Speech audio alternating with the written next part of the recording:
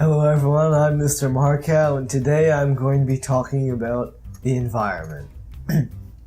Now, I understand that the environment is sort of a tricky subject to talk about in terms of politics, and what I want to address on this video is how it's really not, or it really shouldn't be. I think no matter where you stand on the left or the right, or where you stand on even global warming, whether you think it exists or not, I think that shouldn't matter when it comes to talking about the environment. I mean, think about in a world where global warming doesn't exist, okay?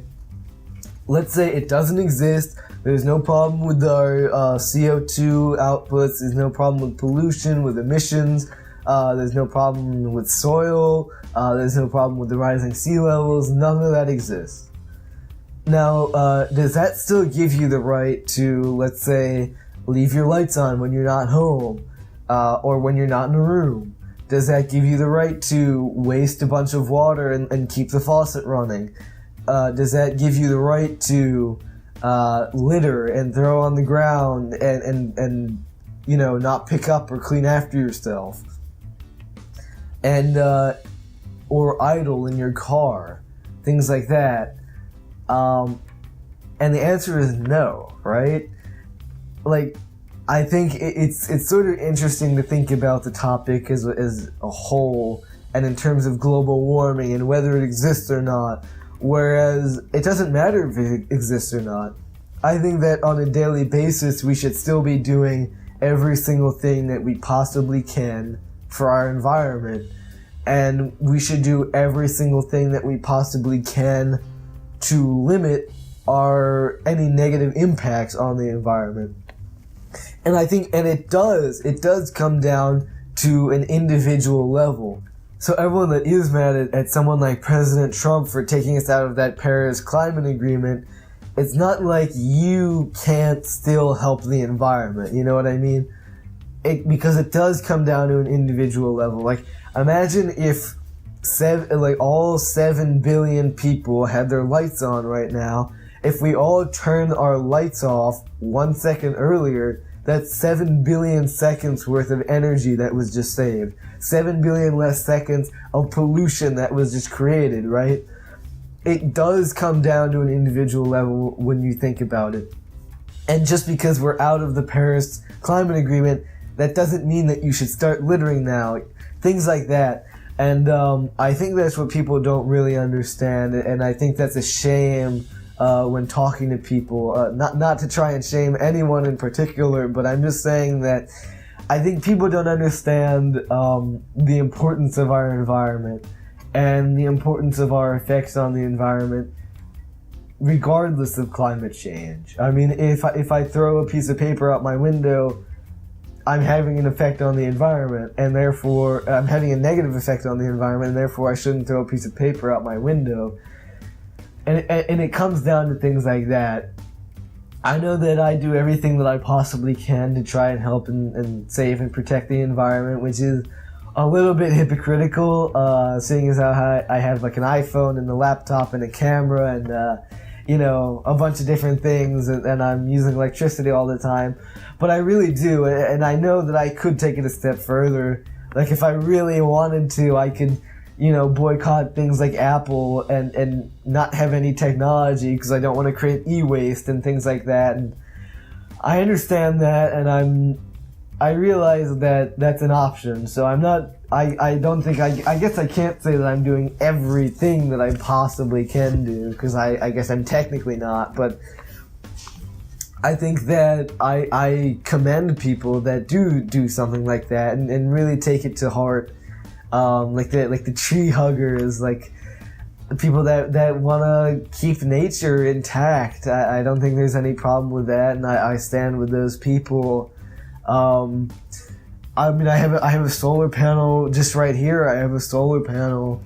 It's a small one, and it doesn't do a whole lot, but I mean, I have it set up here in my window, and it's doing something so that a couple times a week I can charge my phone using energy from the sun, and that's it's not perfect. It's not a perfect system, but it's something that I do. It's something that I'm able to do, so I'm doing it, and there's no reason not to do that. I feel like,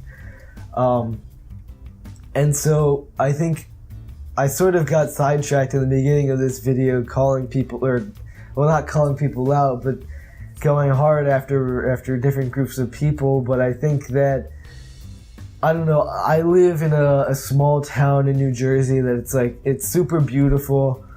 There's a lot of trees and like small paths, and I bike through everything every time I go out.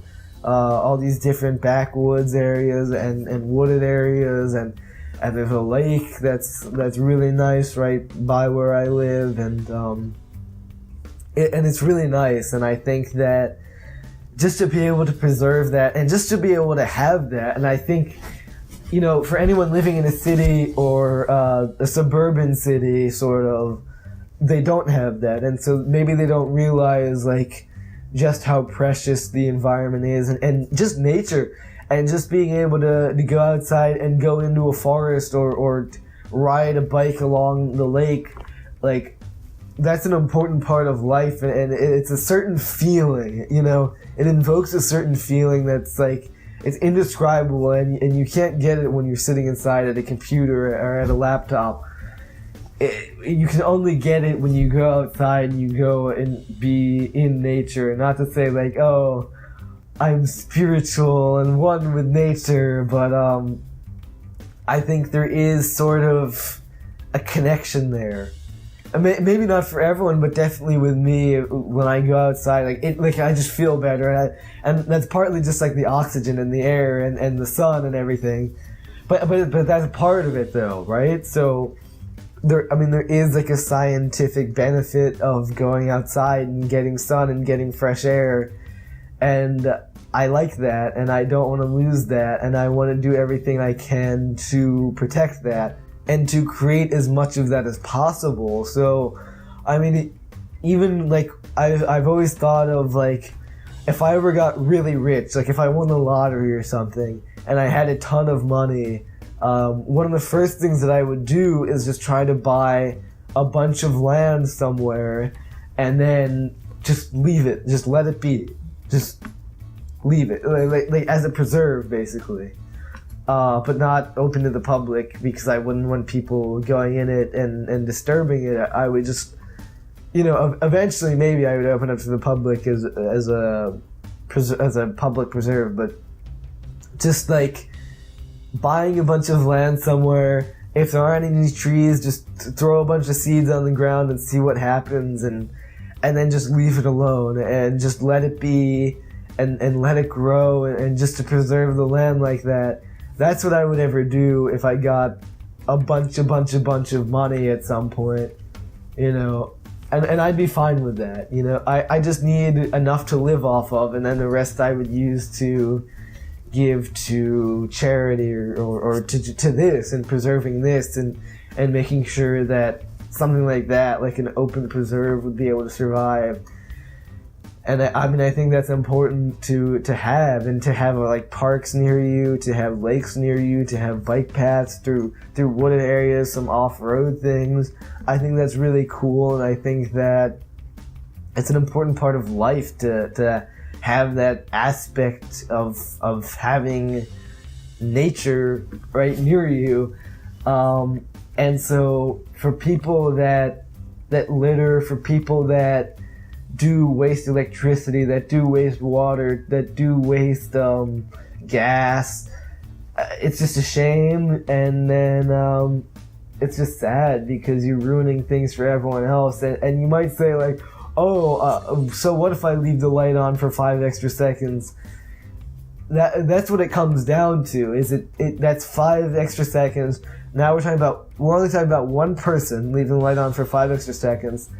But now over a lifetime, if you do that, once a day, if you do that once a week, if you do that once a year, that's still 50 times 5, if you do it once a year, in terms of, that's one person's lifetime. Now we're talking about 7 billion people, and obviously not all of them have light, but we're talking about 7 billion people. We're talking about more than once a day, even. Like, it does come down to the smallest stuff.